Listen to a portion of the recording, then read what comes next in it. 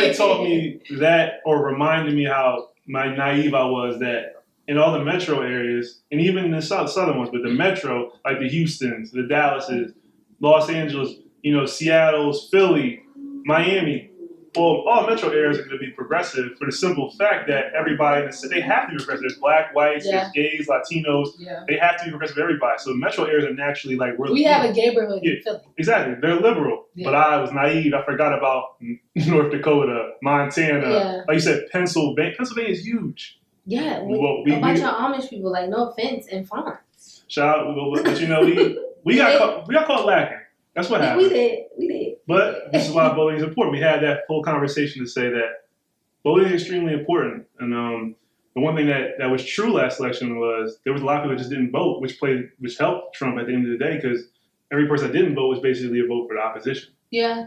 Yeah. Well, one thing about voting that also is super important is that it's not just the presidential. So you gotta vote all year round, like local vote, like that stuff really hits you immediately in your neighborhood, from the potholes to the school districts to all the little stuff that are gonna like immediately affect you tomorrow. You really gotta vote. Yeah, your congressman, like you said, you're talking about congressmen, your mayors, even your senators, governors. Like you're completely right, but I wouldn't say, but I mean that how important that is, and sometimes we miss out on that. Like I'm not even gonna make myself seem super smart all the time.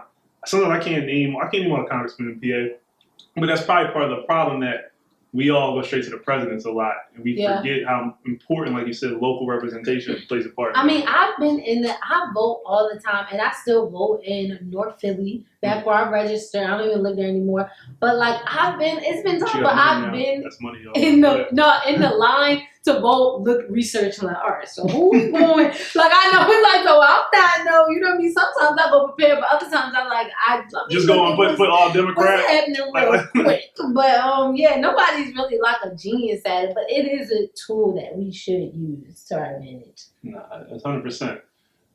How would you describe the last 4 years? A blur signal.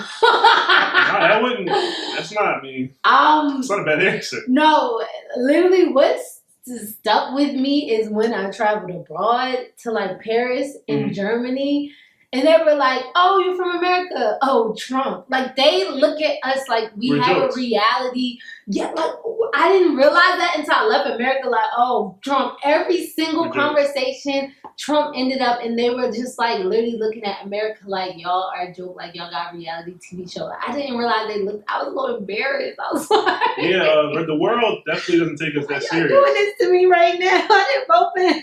They don't take us serious at all. The 4 years to me, actually, that's what you said blur. I would say it's been a blur, but a blur, I almost call it like an awakening. Yeah. And I don't know if it was, but I ain't gonna go out on a limb here and act like it's all been good. I don't know if this is a good awakening or bad. I'll say it showed me how divided we still are in 2020. And my naiveness, again, being naive, thought we were past. I was like, damn, we still racist as fuck. Like, you know what I mean? We're not just racist, but I had kind of felt like racism had kind of dipped. Not that it just wasn't on the surface. I felt like it was more now people are doing, the normal shit. You walk into a store, they follow you around. Yeah. These last 4 years, I was like, oh, people still hate niggas. Yeah, no. They still hate niggas. They still hate Mexicans. Yeah, with the hard ERs. Yeah. White is right. And that's what these last 4 years kind of reminded me, like, oh, shit, we not that far off from the 60s. I would agree. But I think it was a good thing only because not only am I a bright side person, but also it's like, if we would have never realized how people are still thinking, we wouldn't go as hard as we are going. Yeah. Because it's like, yo, this still well and alive. Like, we're going to make sure it's dead. Like, you know what I mean? So I think it was kind of good, like, to ruffle, your feathers a little bit, to get a little bit more momentum. Like, and get people that wasn't voting to vote it. Like, you know what I mean? Like, we saw how important it was. Yeah. And now there's no excuse. But it's even deeper than voting. It's like you got regular people that's not into politics getting into politics. Yeah. Like defund the police. That was a huge thing on Instagram. Then you had people actually asking questions like, well, why should we end up, or how much money are they getting, or where's the money going? It's like questions we never asked. Yeah, like then we got inquisitive. Like, wait a minute, hold up. So wait, like, so I think it's good because now we got regular, like viral defunding. Like we making political statements. Yeah. Like it's a trend. Well,